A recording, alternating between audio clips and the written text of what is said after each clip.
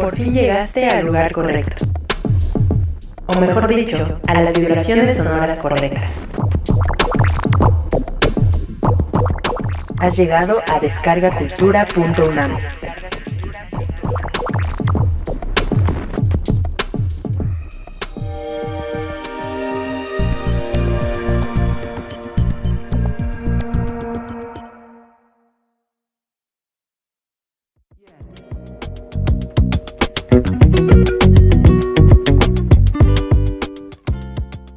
Descarga Cultura fue y afortunadamente sigue siendo un proyecto de avanzada dentro de la coordinación de difusión cultural dentro de la UNAM, pero dentro de lo que se está haciendo culturalmente hablando para la comunidad en general. Hay una innovación en un rubro que me parece sumamente importante, que es el de, sí, por una parte la tecnología, pero la tecnología que nos permite volver a una característica de la literatura, que es la oralidad.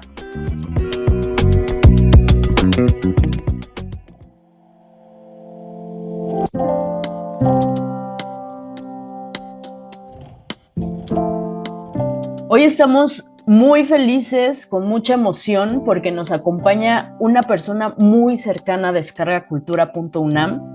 Lo sentimos cercano como autor, como usuario de la plataforma y también como amigo, como colaborador, asesor, en fin.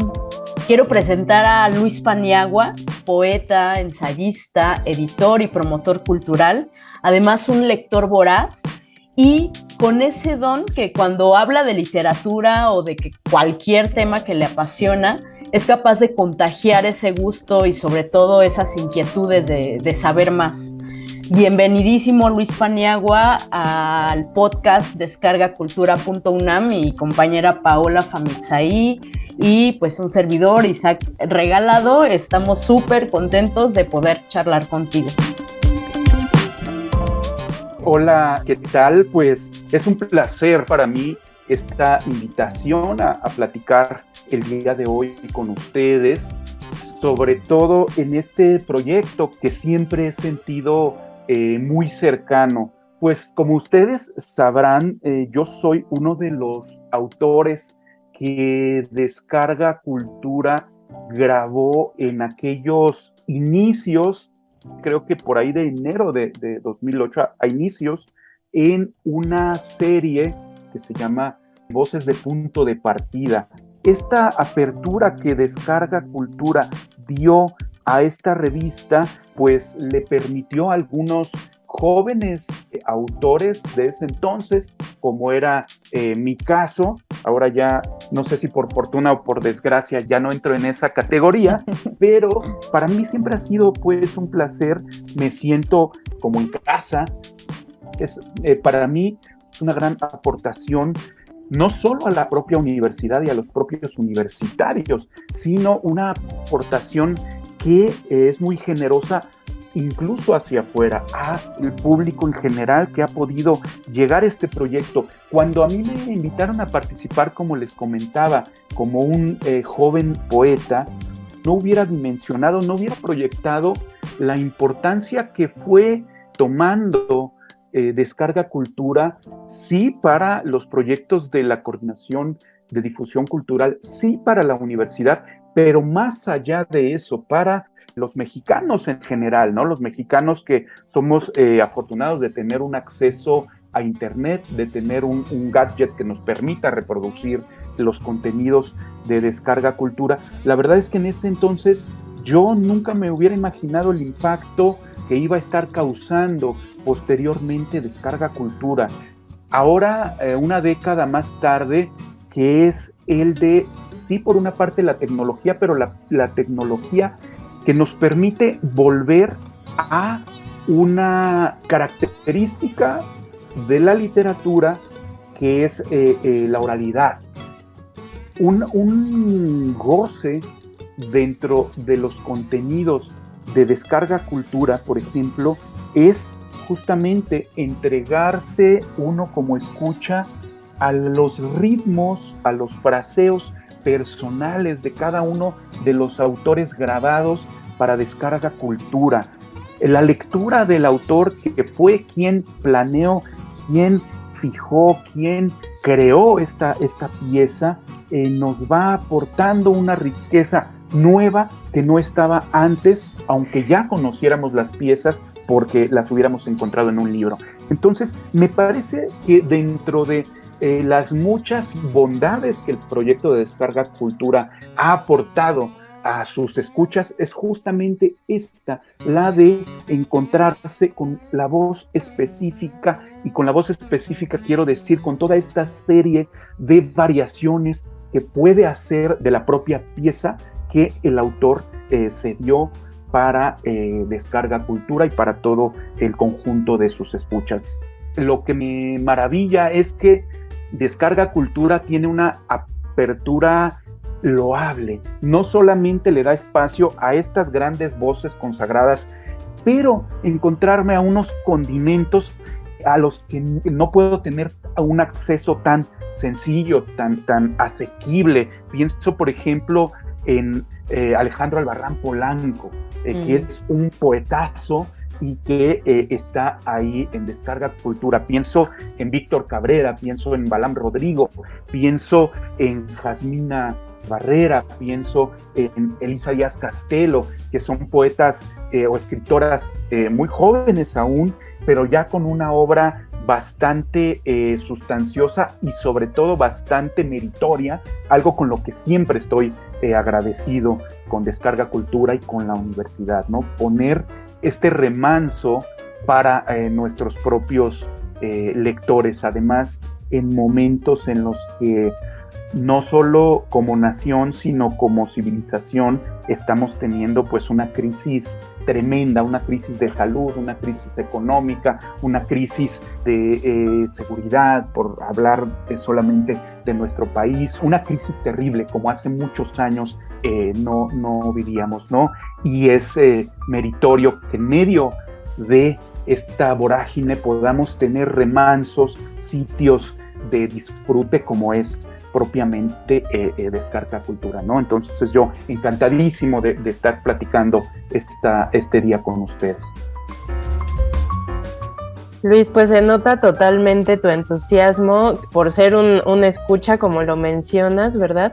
Pero también, pues esa parte que dices, queremos tocar un poco del trabajo, de tu experiencia que has tenido en Descarga Cultura, y bueno, nos platicabas un poquito sobre los inicios, ¿no? Que empezaste en esta serie de Voces de Punto de Partida, pero algo que recientemente compartiste en descargacultura.unam fueron algunos de los fragmentos de Claro Rastro del Mundo Oscurecido, que es un ensayo a partir de un libro de la poeta uruguaya Ida Vitale.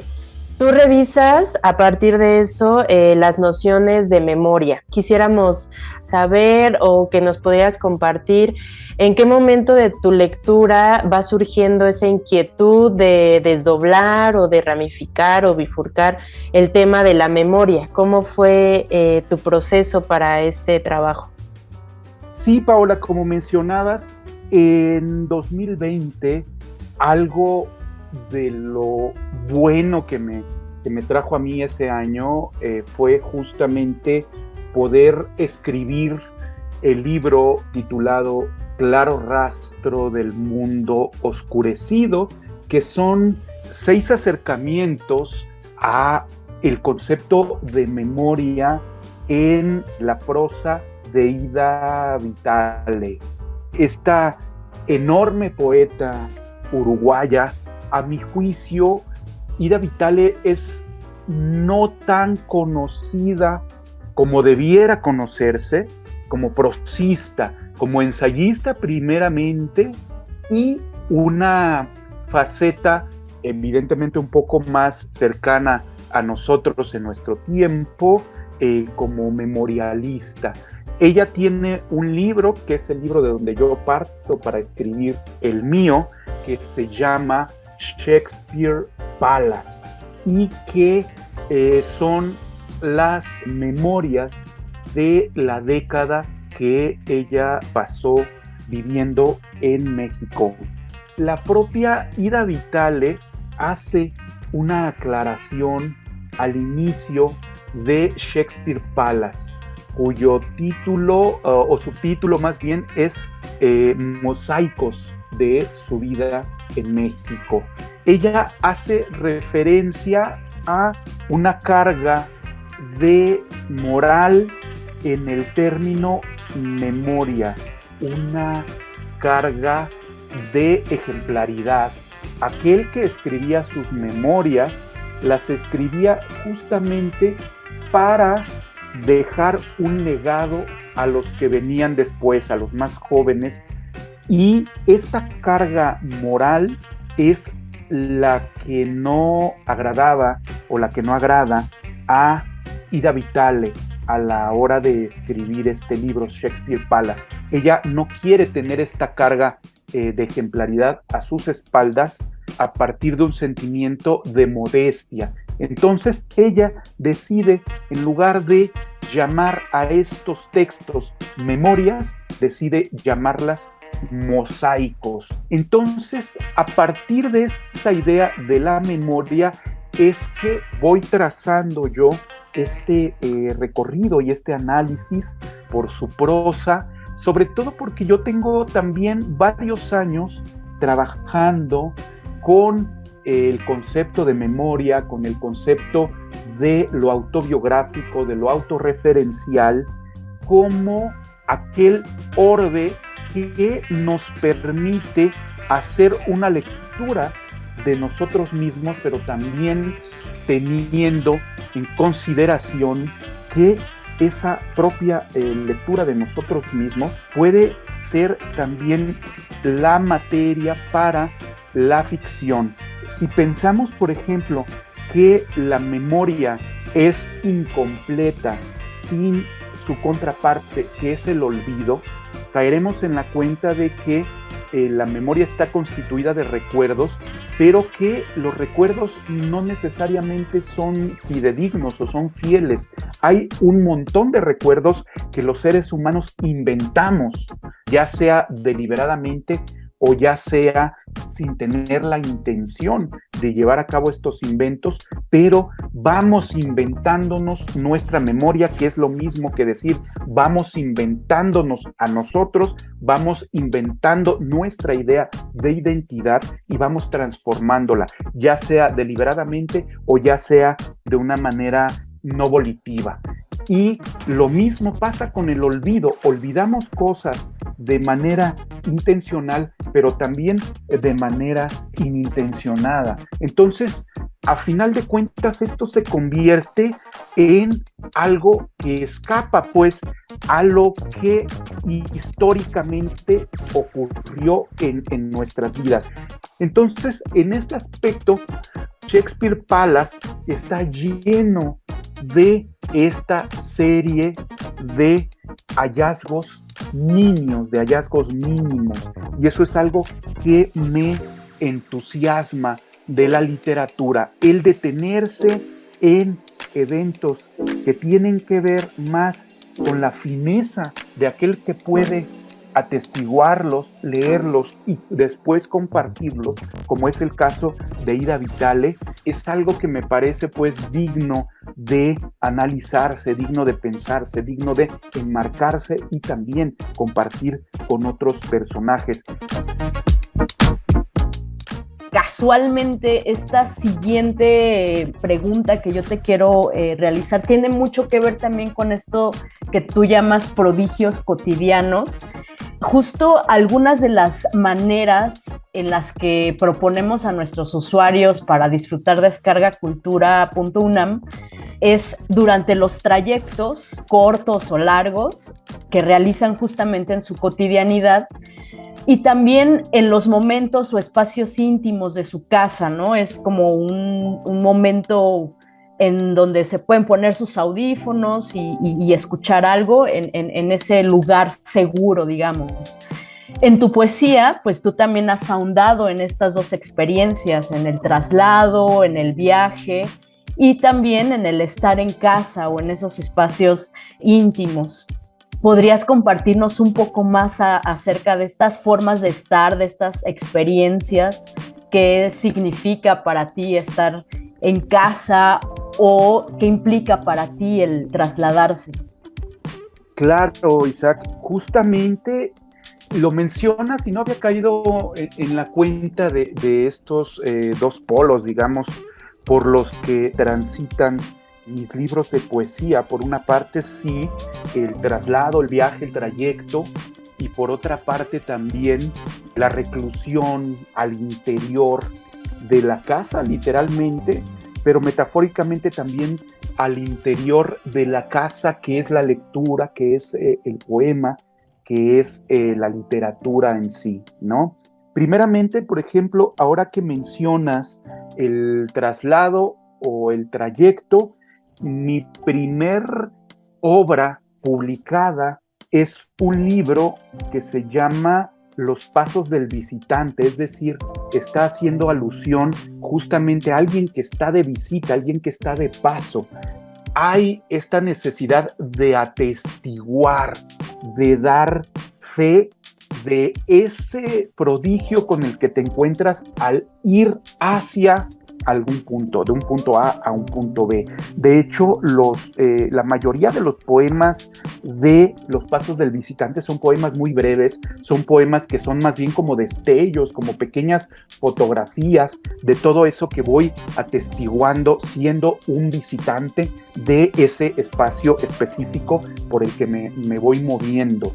Después, justamente mi segundo libro cuenta una historia, digámoslo así, una historia en forma de versos, un poema épico. Maverick 71 es un poema extenso, dividido en varios fragmentos y que cuentan la historia de un viaje que en algún momento de mi existencia hice con mi hermano hacia el pueblo del que somos originarios en Guanajuato a bordo de un automóvil.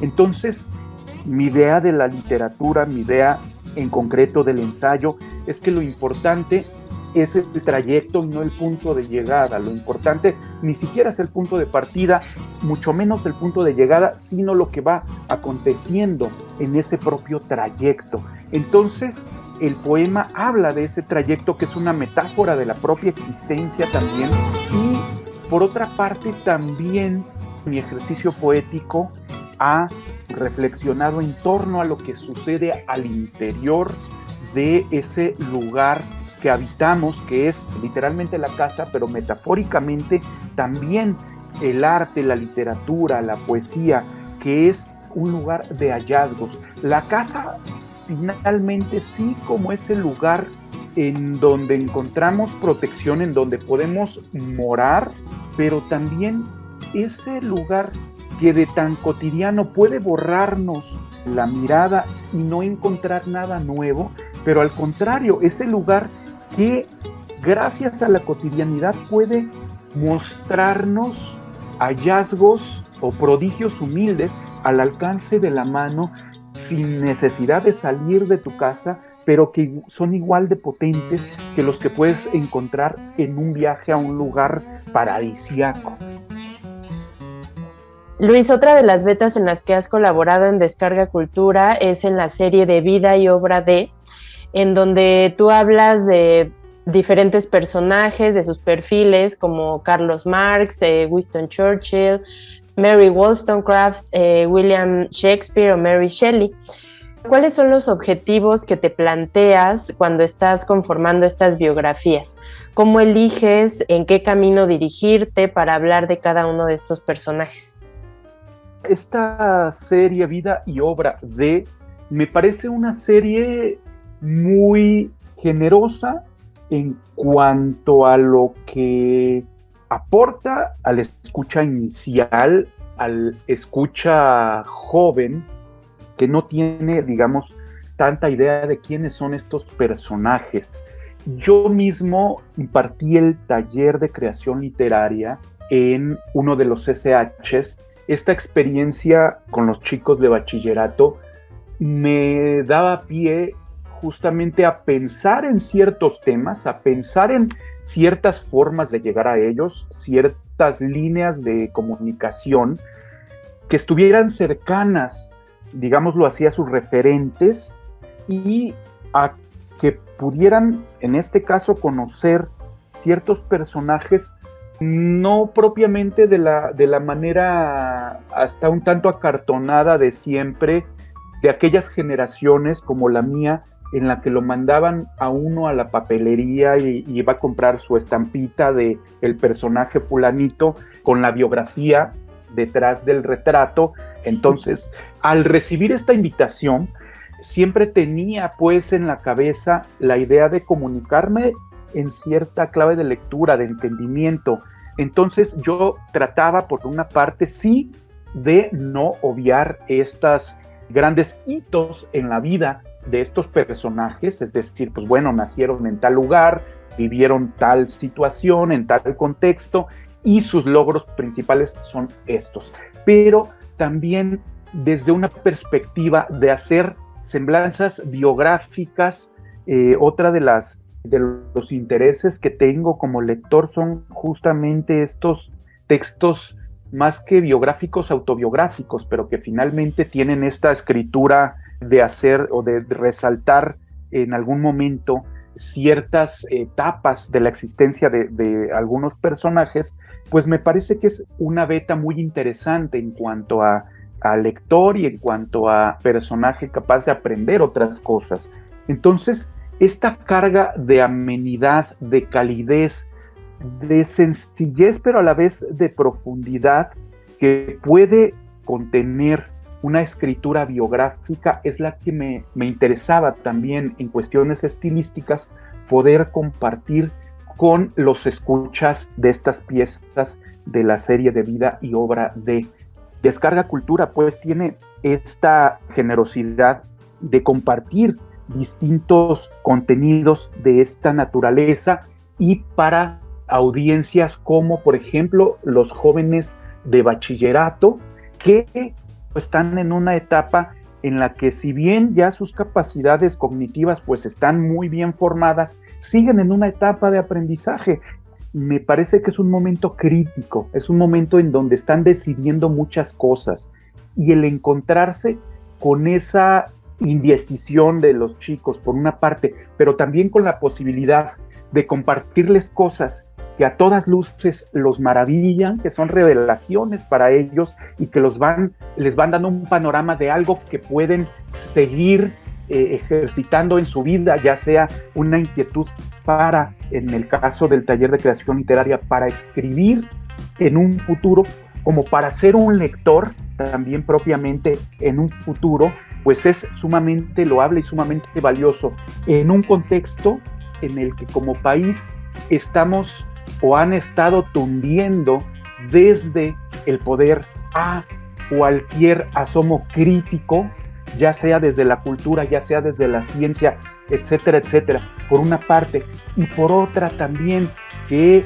nuestra propia universidad haya decidido quitar los talleres de creación literaria, que son justamente uno de esos propios bastiones de la crítica entre los jóvenes. Es una gran pena. Por eso me parece que Descarga Cultura está haciendo un trabajo de una valía suprema en cuanto a que les siguen entregando contenidos de calidad, porque muchas otras cosas se les han estado quitando en una etapa tan crítica y tan valiosa como es la etapa de formación en el bachillerato. Pero afortunadamente contamos con proyectos como Descarga Cultura, que sigue llevándoles contenidos que ayuden a que su sentido crítico siga reforzándose y siga haciéndose cada vez más competente para enfrentarse a realidades tan atroces como la que lamentablemente nos enfrentamos día tras día en un país en donde la violencia se ha desatado, en donde la estupidez es el pan de cada día, en donde la crítica a la disidencia intelectual ha sido perseguida de una manera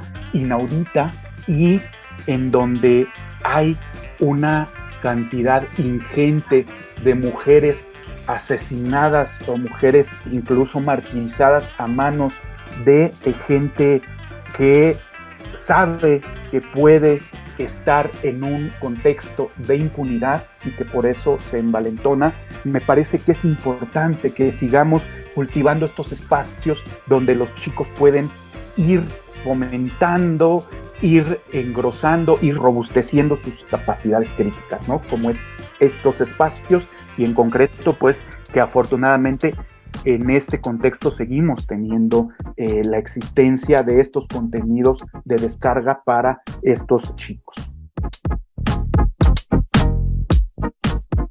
Y ya para ir cerrando esta conversación que agradecemos y que estamos disfrutando muchísimo contigo, Luis, ya has mencionado justo algunos autores que podemos escuchar en Descarga Cultura. Ya hablamos de Ida Vitale, mencionaste por ahí a Francisco Segovia, que también está en algunas de nuestras series, incluso a Jorge Ibargüengoitia. Pero pues justo queremos saber qué otras recomendaciones podrías hacer a nuestros usuarios que a ti te han tocado, que tú disfrutas de esta manera que ya nos has compartido, ¿no? Al escuchar al propio autor o a otros clásicos. Claro, Isaac, sin duda, pues, como lo he venido comentando durante estos minutos, me parece que el catálogo que tenemos a disposición en Descarga Cultura es muy rico y muy variado, que podemos encontrar desde voces consagradas hasta a nuevas voces. Entonces, los ensayos clásicos que tienen ustedes de los ingleses, por ejemplo, Hazlitt, Stevenson, hace poco, si no mal recuerdo, subieron a Jonathan Swift. Hay, por ejemplo, una escritora que a mí me parece un portento de la poesía escrita en español, que es Claudia Massín. Me parece que es imperdible escuchar su propia voz leyendo estos poemas tan potentísimos. Lo mencioné hace rato, el poema Agua, que es otro de los imperdibles de Descarga Cultura, que es un poema extenso, un poema abarcador, un poema que considero que el agua que fluye dentro de ese poema es capaz de hablarle al agua que nos conforma como seres vivos. Entonces sentimos por ciertos momentos que estamos vibrando en la misma sintonía, los seres que estamos escuchando, el agua que fluye y que se mueve dentro de ese poema en la voz de Francisco Segovia. Me parece que es un deleite y que también sería un imperdible. Pienso, por ejemplo, en los poemas que tienen ustedes de Francisco Hernández, que es otro de mis poetas favoritos, que además yo fui quien seleccioné esos poemas para el autor. Tienen ustedes también a poetas jóvenes, como lo mencionaba hace un rato, como Ingrid Solana, como Elisa Díaz Castelo, como me parece que ya tienen a Shelja López Méndez también.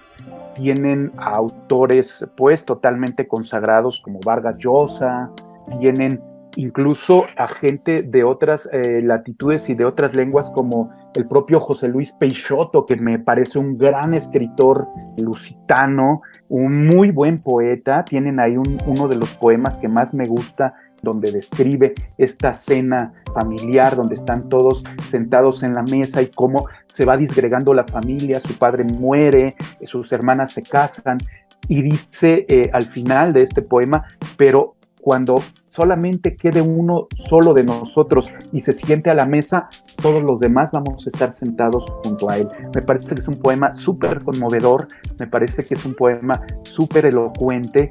Me gusta pues este carácter ecuménico del catálogo de Descarga Cultura.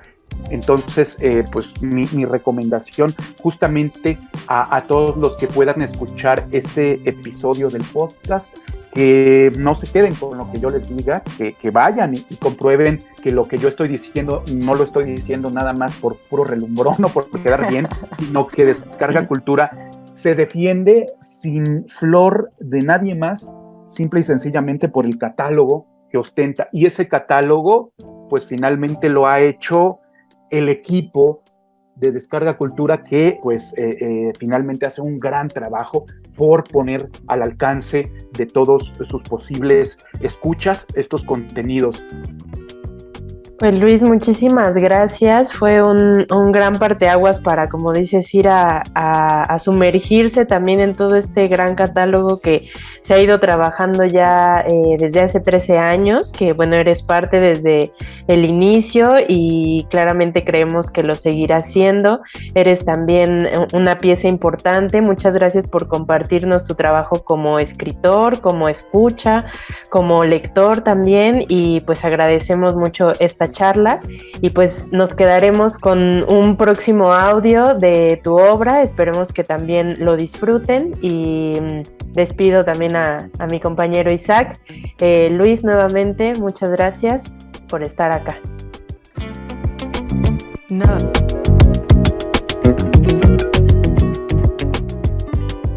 ...360 grados... El merecimiento del prodigio. Luis Paniagua.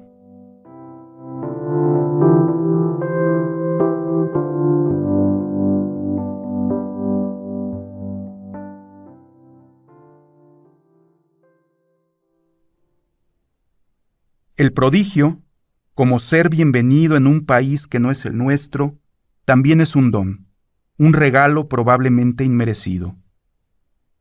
La única actitud posible para aquel que lo recibe es tener los sentidos abiertos como gesto de mínimo agradecimiento, dejar la puerta abierta, esa de la percepción, y seguir con el canto invocatorio, abrir las orejas de la cabeza día y noche, o escuchar la oreja del pecho cuando allá arriba fallan las otras dos, como aconseja Fabio Morábito, oír con los ojos cuando lejos se encuentran los oídos, como suplica, añorante, Sor Juana, contemplar con los oídos, oler con los ojos, acariciar con el olfato, oler con la lengua, saborear con el tacto, como propone Octavio Paz.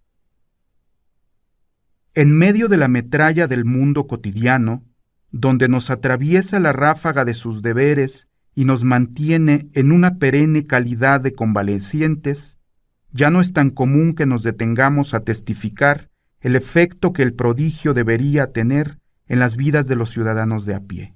Ya no asistimos a la Feria de los Milagros, en los que uno de ellos es contar con 2 manos que tienen más de 4 pero menos de 6 dedos. Alienados por pobres paliativos tecnológicos, como polillas obnubiladas por la luminosidad de una candela, los ciudadanos comunes dejamos de ver el mundo y de notar la gran cantidad de comunicación que pareciera querer entablar con nosotros, pobres y lesas, pero inconmovibles criaturas.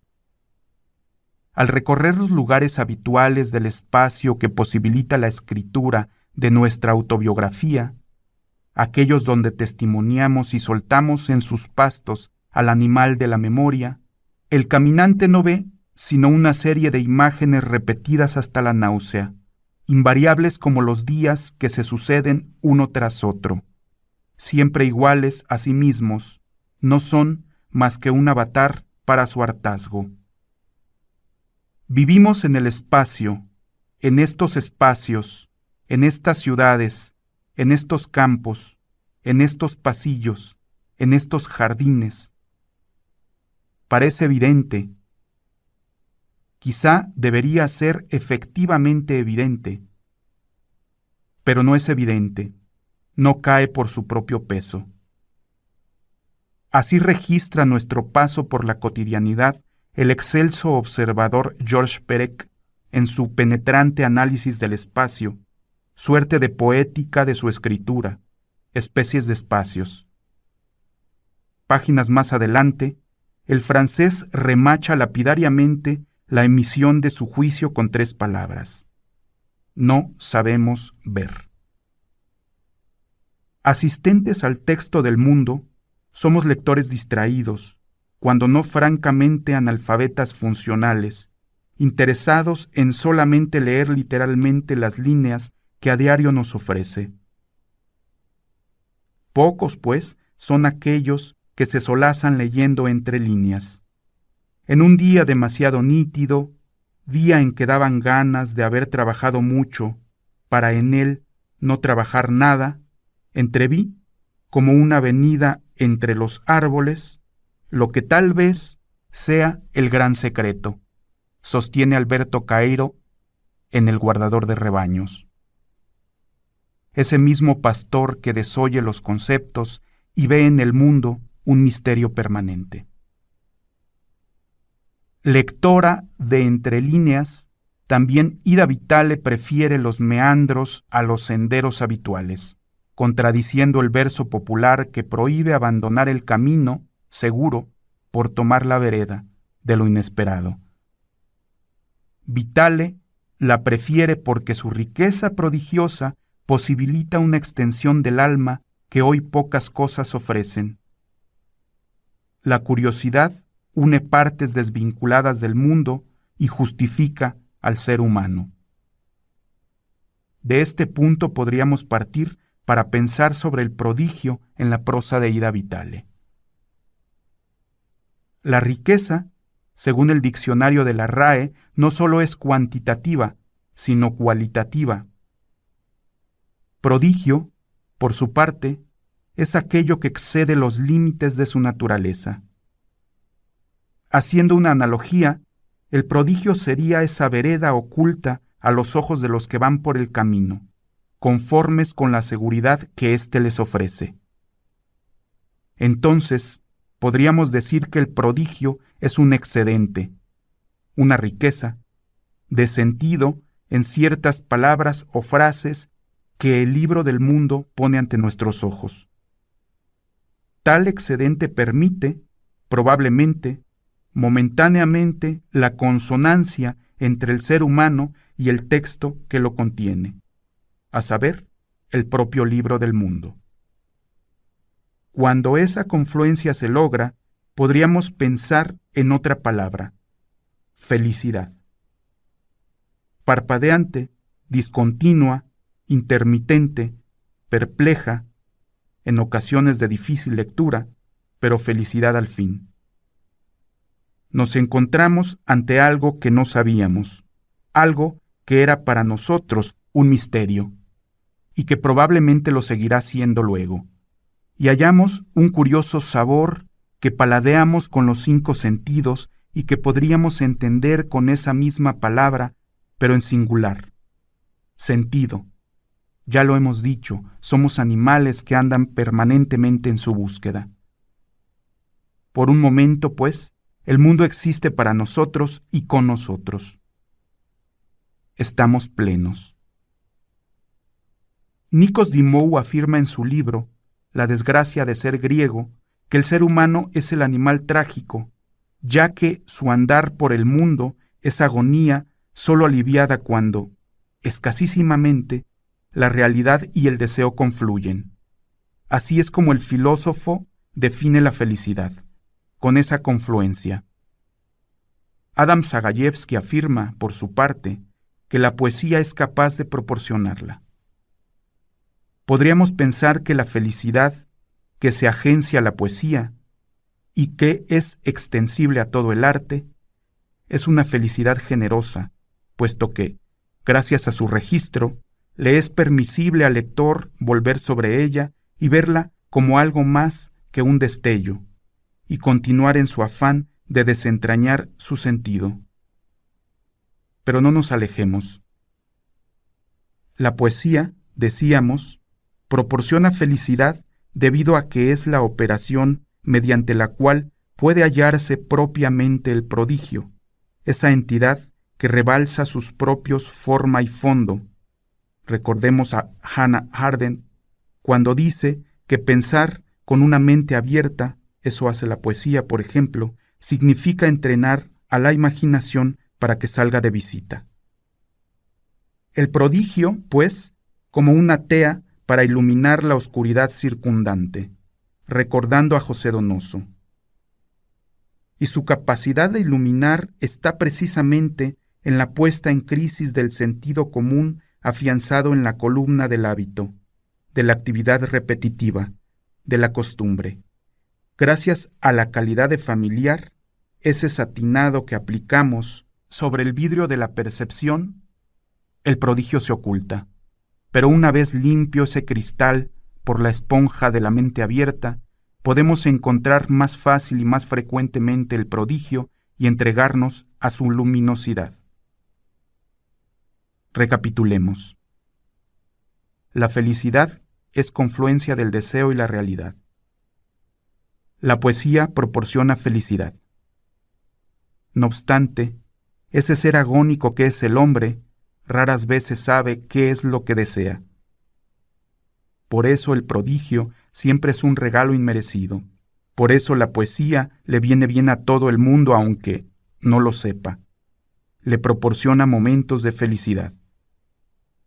Para ponernos mundanos y citar un eslogan de una tienda de chucherías coreana, no sabía que lo necesitaba. En esta ignorancia, el prodigio es un dulce menjurje de alivio. Hemos anotado en otras páginas que la llegada de Ida Vitale a la Ciudad de México, en medio de los sentimientos de desasosiego, fue prodigiosa. Hallar el trabajo de un artista admirado por ella fue la confirmación de que la realidad tiene un envés, el territorio abierto del arte que no tiene fronteras tan caprichosas. A este podríamos añadir aquel en que, tarde para llegar a pie a la cita para comer con los González de León, se atreve a abordar a un conductor de automóvil para pedirle un aventón. Y nada más abordar el vehículo, enfrentarse a la pregunta sobre su nacionalidad. Más bien a la afirmación interrogativa de si es uruguaya, lo cual la deja boquiabierta. Ante ese insólito conocimiento de un acento perdido entre cientos de variantes del castellano, tan cercano al argentino que siempre prima como opción, no disimulé mi estupor. Se declaró casado con uruguaya, con lo que mi estupor creció, ahora por haber elegido de manera tan asombrosamente oportuna. Él no solo había detectado por el habla a una compatriota de su mujer, sin duda también estaría al tanto de la situación en mi país, aunque todavía no éramos muchos los que habíamos recibido asilo en México. Y actuó en consecuencia. ¿No es esta anécdota capaz de erizarnos la piel, como a Shirau las líneas de Rulfo, por lo improbable de una confluencia de tal naturaleza? ¿No nos hace pensar en la imagen que dibuja Milán Kundera al hablar del destino, diciendo que los acontecimientos descienden sobre el hecho destinado como los pájaros sobre San Francisco? ¿No nos es lícito pensar en el poema Las causas de Borges, cuando dice que se precisó que la historia transcurriera exactamente así para que dos manos se encontraran? Las criaturas aladas pueblan felizmente las páginas de la obra de Ida Vitale. Su leve presencia nos confirma un cielo arduamente trabajado. Por eso no es gratuito que, ante la aparición súbita de Juan Rulfo en el departamento de Fernando Benítez, la poeta lo compare con un ángel. Imagen contundente y silenciosa. De tal modo encuentran también en la memoria un lugar los ángeles para Ricardo Garibay y Alfonso Reyes. El hidalguense recuerda: una mañana vi a dos ángeles. Eran toscos, como estatuas vistas de cerca. Uno era muy verde y el otro, que ya se iba volando, era amarillo y llevaba los pies sucios de lodo. Estuve enfermo una semana. Vi dos ángeles, mamá, le dije a mi madre. Mi madre se veía muy preocupada. Por su parte, permítasenos citar in extenso, debido a que el ensayo guarda una belleza inusitada, el autor de Visión de Anáhuac recuerda: yo creo haber conocido el éxtasis de niño, aunque un éxtasis desprovisto de inspiración religiosa y que admite ser explicado al modo laico. Yo creo que mi ser aún no labraba su canal, aún no lo apretaban y encarcelaban dentro de mí mismo las experiencias del pensamiento y de la vida. Y por decirlo así, me salía yo del cauce y percibía cosas que más tarde no volví a percibir. Yo oía una voz que pronunciaba mi nombre en voz baja, cuando jugaban en la huerta de la casa paterna, como creo haberlo contado en un poemita todavía no recogido en libro. Es mi ángel de la guarda, solía yo decirme sencillamente, y seguía jugando. Estimulado por la fiebre que frecuentemente padecía, y que acaso era una fiebre palúdica, yo caía en delirios, como solíamos llamarlos, que generalmente eran visuales. Alguna otra vez los contaré. Pero aficionado como era a quedarme solo, yo me deslizaba, de la manera más natural, sin saber por cuáles caminos, a un estado de olvido y abstracción que me hacía perder del todo la conciencia de mi ser limitado. De pronto me recordaba, despertaba, por así decirlo. Entonces me sentía yo como espantado. El caer del éxtasis me asustaba, como en Plotino. Ser yo mismo, ser una cosa sujeta en un alma y en un cuerpo particulares, me causaba verdadero pavor. Corría yo a verme en el espejo para mejor lograr mi descenso desde el cielo a la tierra. Corría a buscar a alguien que me hablara, que me ayudara otra vez a anudar mis lazos. Con la infancia desapareció este don envidiable. Yo estaba por aquellos días mucho más cerca de los ángeles. Como podemos observar, las 3 anécdotas con ángeles guardan ciertas similitudes más allá de la figura que contienen. Ángeles que fascinan, pero pueden ser terribles, en los 3 casos, una atmósfera de delirio o desconcierto ante la aparición y una necesidad de ser rescatados de esa opresión emocional. A Garibay niño parece que la preocupación de su madre lo sacará de su delirio. A Reyes niño lo rescata su reflejo en el espejo, además de una voz que le habla. A Ida Vitale la saca de su estupefacción la explicación de Fernando Benítez. Amén de las explicaciones, el prodigio ha obrado su trabajo. Quiero cerrar este flujo de pensamientos con un par de ejemplos de prodigio que nos ofrece nuestra autora en De plantas y animales. El primero pertenece al ámbito literario y se refiere a una anécdota escrita por Alberto Savinio, y la otra, más cara, quizá, forma parte del ámbito vivencial de la autora, aunque para todos nosotros pertenezca también al literario. El primero nos cuenta lo siguiente. El espíritu franciscano no ha muerto. La noche del 16 de agosto de 1943, bajo las bombas de 2000 toneladas que martillaban Milán, un frailecito salió a las calladas del convento de Piazza San Angelo y con un cucharón de madera recogió los peces rojos de la fuente del Poverello y los puso a salvo. Esto en el tiempo de la violencia triunfante y mientras el hombre es perseguido, humillado, encarcelado, torturado, deportado, asesinado con indiferencia y desenvoltura. ¿Es la anécdota digna de crédito? ¿Es posible dar fe a la imagen de un hombre marchando al filo del riesgo de las bombas por rescatar de la muerte la minúscula maravilla escamada de rojo? Por supuesto que sí. En ella vemos reflejos de la realidad que nos han proporcionado los medios masivos de comunicación gracias a las herramientas tecnológicas. Recordemos la imagen del tanque sobre la plaza de Tiananmen y el ciudadano armado solo con su dignidad y un par de bolsos impidiéndole el paso. Rememoremos una anécdota narrada en un programa de televisión por Vasco Popa, el poeta serbio, en la que refiere cómo un hombre observa los bulldózeres tratando de derribar, sin éxito, un árbol centenario, mientras él masculla entre dientes, pero con emoción apenas contenida: «No te rindas, alma mía».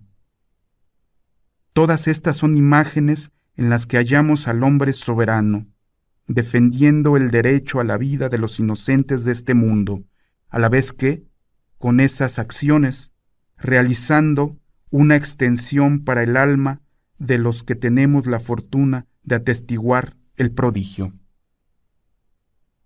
La última anécdota que queremos tratar es un recuerdo. Nos dice Ida Vitale: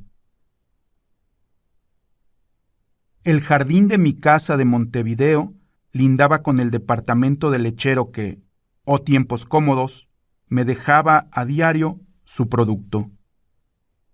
Si encontraba en la puerta la llave, que había pasado allí la noche, oh tiempos apacibles, tocaba el timbre y cambiábamos alguna broma. Cumplía su recorrido en una pulcra jardinera, tirada por una yegua reluciente y sabia, que caminaba despacio, se detenía donde cada cliente y respondía a un silbido o a una sílaba del amo, acelerando el paso o deteniéndose del todo. Un día llegó mi vecino en camioncito. ¿Resuelto a modernizarse?, pregunté. Me contestó heridísimo que de ningún modo. Eran las vacaciones anuales de su yegua, la cual holgaba pastando en un suculento baldío próximo, como después comprobé.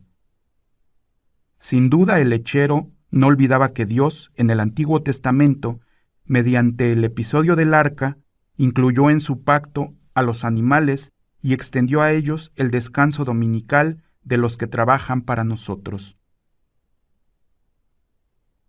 La ternura de este recuerdo, que nos pinta la sensibilidad de un hombre hacia los animales, que nos hace acudir a una experiencia totalmente inusitada, digna de nuestra emoción, es uno de los ejemplos más exaltados de los que nos atrevemos a proponer para señalar el prodigio.